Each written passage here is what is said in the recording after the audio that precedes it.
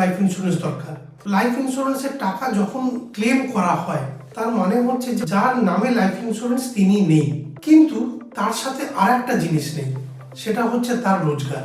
সেই রোজগারের উপরে তার ছেলে মেয়ের পড়াশোনা, সংসার খরচা, ইএমআই সমস্ত কিছু নির্ভর করে থাকে। একজনের লাইফ ইন্স্যুরেন্স ততটা থাকা দরকার যাতে ওই টাকাটা কোথাও রেখে তার মান্থলি ইন্টারেস্টে ফ্যামিলির যাবতীয় খরচাগুলো রান করতে পারে, কারোর ওপর ডিপেন্ডেন্ট না হয়ে।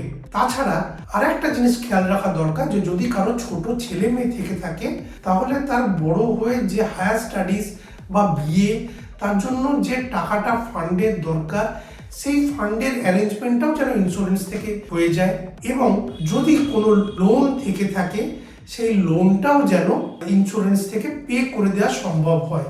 ফ্যামিলির সিকিউরিটি অনুযায়ী আপনার যা লায়াবিলিটি আছে এখনকার এবং ভবিষ্যতে, প্রেজেন্ট এবং ফিউচার লায়াবিলিটি কমপ্লিট হতে পারবে, এতটা লাইফ ইন্স্যুরেন্স সবার থাকা অবশ্যই দরকার।